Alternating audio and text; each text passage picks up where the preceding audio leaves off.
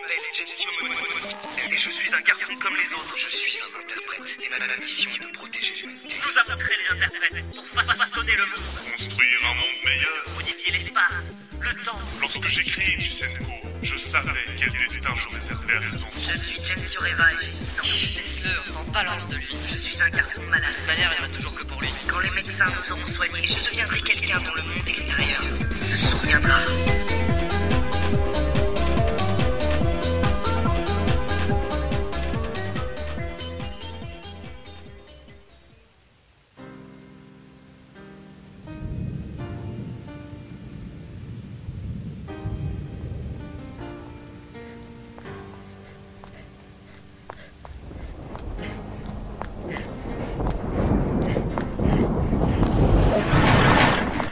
Stop, Gensio. Léo, attends. Non, c'est trop tard. Non, Léo, il n'est jamais trop tard. Ne t'en mêle pas, Davis. C'est entre lui et moi. On n'est pas obligé de se battre les uns contre les autres. Ils disent que c'est pour une expérience, pour évaluer nos pouvoirs. Mais ils doivent bien avoir un autre moyen. On n'a que 13 ans. On est comme des frères, Léo. Ils n'ont pas le droit de faire ça, de te forcer. Assez! Qu'est-ce qui te dit qu'on me force? Tu sais quoi? L'interprétation qu'ils m'ont greffée quand j'avais 5 ans. Regarde le résultat maintenant! Non. Léo, tes bras, ils se désagrègent. Ouais, c'est en train de me bouffer de l'intérieur. Et devine quoi? Maman a hésité. Ah, le réceptacle qui devait recevoir ce pouvoir. C'était toi, Gensio, pas moi! Je suis désolé, Léo. Tu m'expliques? Pourquoi je suis censé souffrir plus que toi? Je suis plus fort que toi, même sans ça. Alors dis-moi pourquoi. Ah, Léo. Non. Dis-moi pourquoi. Parce que t'aimes plus que moi. Je te déteste. Arrête-toi, Léo. Dégage. Kélos, stoppez l'expérience immédiatement, il va le tuer. Et Léo va se détruire s'il continue. Stoppez tout. Oui. Arrêt immédiat de la simulation de combat, je répète, arrêt immédiat de la simulation de combat, annulation du décor numérique de la montagne, soldats, utilisez les munitions anesthésiantes, c'est un ordre. Brandford, suivez-moi.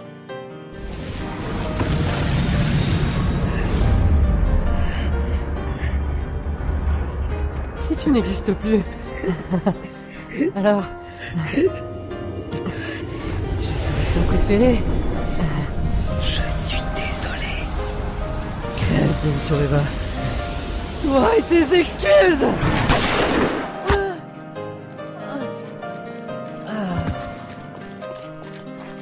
Vite, je veux une équipe médicale sur Gensio et Davis. Quant à vous, suivez-moi. On emmène Léo au bloc opératoire, il va y passer. En avant, Kélos. Allez, allez.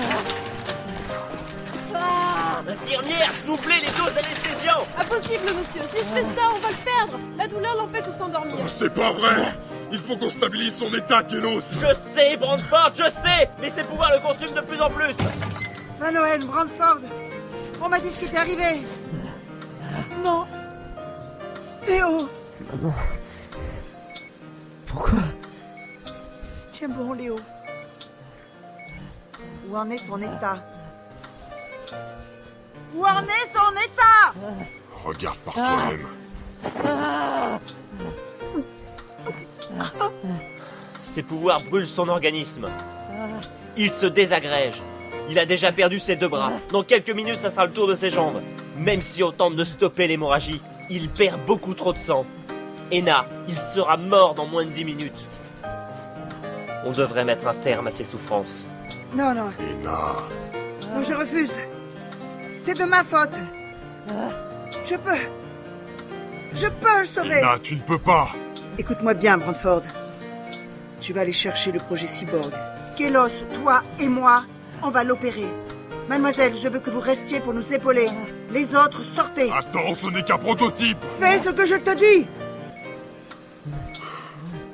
Très bien. Préparez-vous, Van Noël, on n'a que très peu de temps. Attendez, qu'est-ce que vous voulez faire?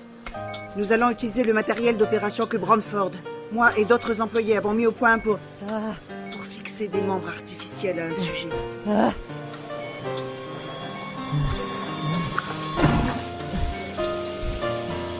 Vous êtes prêts? Oui.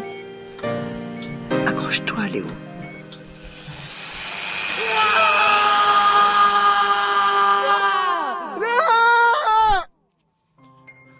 Gensio? Ça va? Je... Tu faisais un cauchemar? Ouais. C'était... Je comprends pas, mais c'était... Sarah passa sa main dans mes cheveux. Je lui tournai le dos, blotti dans les draps du lit de ma cabine. Il y avait environ 6 heures. Sarah, le docteur Brantford, le capitaine Alexander et moi-même avions découvert un message destiné à notre vaisseau, le Fenrir. Un message des plus étranges, provenant d'un autre vaisseau, complètement inconnu de nos archives. Il n'y a pas que ça. Tu penses à tout ce qui s'est passé? Bien sûr que j'y pensais. À peine avions-nous quitté l'enfer de Beholz et récupéré l'artefact que nous devions de nouveau faire face à l'adversité. Ce message que nous avions découvert nous annonçait que le dernier espoir de l'humanité, le dernier bastion civil, Nemesos, avait été assiégé par le chef de guerre, par notre propre armée. Tu veux en parler? Elle effleura mon dos avec sa poitrine dénudée, déposa son bras le long de mon corps. Sarah, ta chaleur, ton réconfort. Je n'arrivais pas à m'y réfugier. Tout a déjà été dit. Il faut maintenant réfléchir à un plan. Quand nous avons eu vent de cette nouvelle, nous avons tous été sous le choc. Incapables de trouver quoi que ce soit à dire, Alexander nous avait renvoyés à nos quartiers. Le généralissime Lyrax Yamlaville étant recherché pour tentative de coup d'état et destitué de ses fonctions, Alexander était devenu notre supérieur hiérarchique direct, jusqu'au retour du Fenrir. Il nous avait dit qu'il avait besoin de temps pour faire un choix. Retourner à Nemesos ou faire de nous des déserteurs. Je m'assis au rebord du lit, la tête au creux de mes mains. Bien sûr, mais... Qu'est-ce que tu veux que je te dise? Nous avons trouvé et ramené l'artefact, ouais, mais à quel prix? La mort des hommes qui nous accompagnaient, celle des membres de l'escouade de Dan. Les mots de Léo Rorter. Maintenant ça, Nemesos. Et Dan.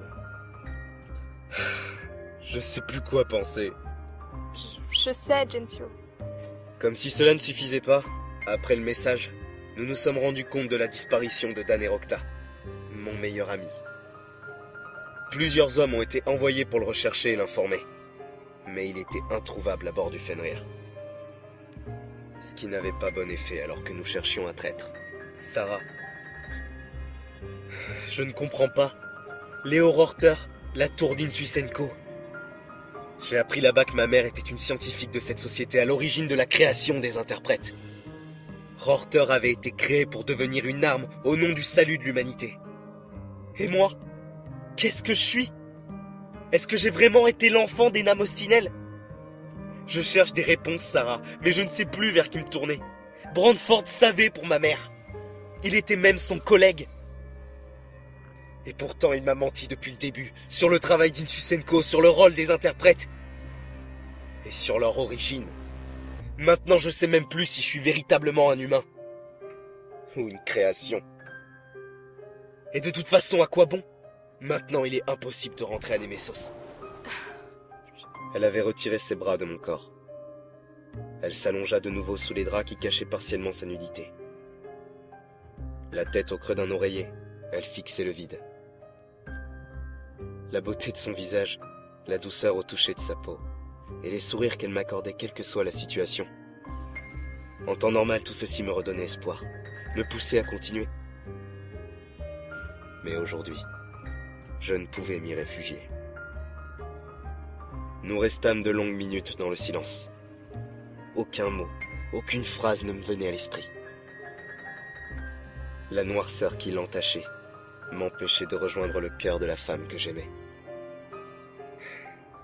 Cependant, c'est elle qui vint percer les ténèbres naissantes de cette cabine.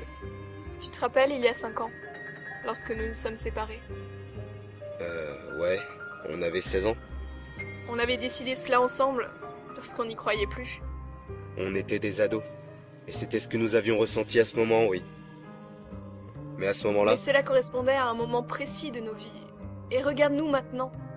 Aurions-nous imaginé à cette époque ce que nous sommes devenus, ce que nous vivons? Non, loin de là. Et pourtant, nous nous sommes retrouvés, même si dans le passé, cela nous était inconcevable. Attends, qu'est-ce que tu veux dire? Tu réponds à ce que tu vis dans le présent, Gensio. Le passé, tu l'as vécu et tu t'en es souvenu. Cela t'a accompagné le reste de ta vie et t'a fait grandir. Il t'a construit. Il en est de même pour moi.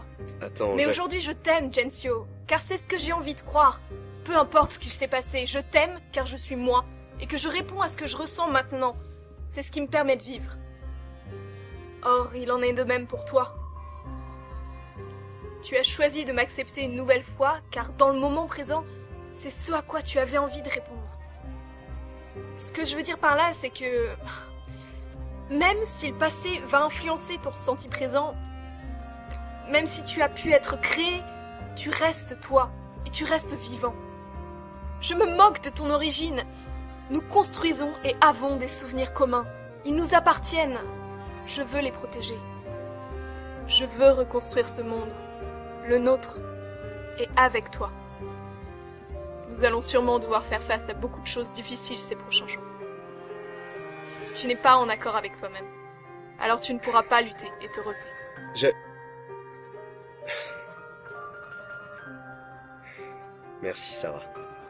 J'ai besoin de trouver des réponses, mais quelle que soit la vérité, je ne laisserai jamais rien se dresser entre toi, moi et nos projets.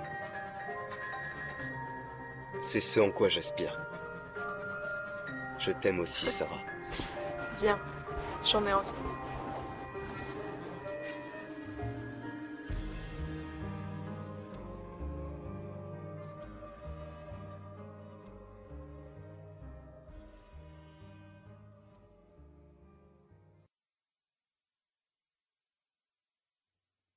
Nous voulions construire un monde meilleur.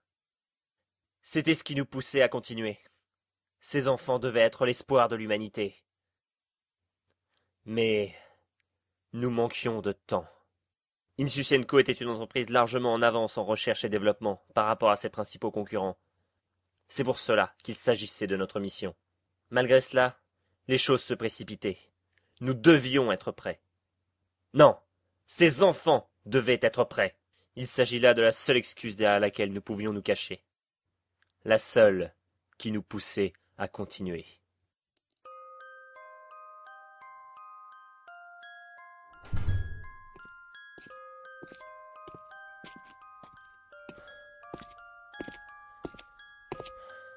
Bonjour Léo. Comment te sens-tu aujourd'hui? J'ai mal, monsieur. C'est normal, nous avons dû t'opérer en urgence et ton corps a dû s'adapter très vite à tes nouveaux membres. Mais je peux t'assurer que selon tes examens, tu vas bien. Le danger est écarté, mon garçon. Merci, monsieur. Tu veux que je t'apporte quelque chose?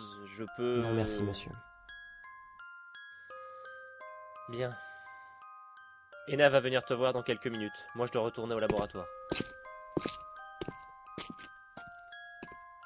Monsieur? Oui? Est-ce que Gensio va bien? Oui, nous l'avons soigné et il ne gardera aucune séquelle. Je vous remercie. J'espère qu'il ne m'en voudra pas pour toujours. Ne t'en fais pas, il s'inquiète pour toi et ne t'en veux pas. Il comprend. Merci. Bon, à tout à l'heure, jeune homme. Repose-toi. Oui, au revoir.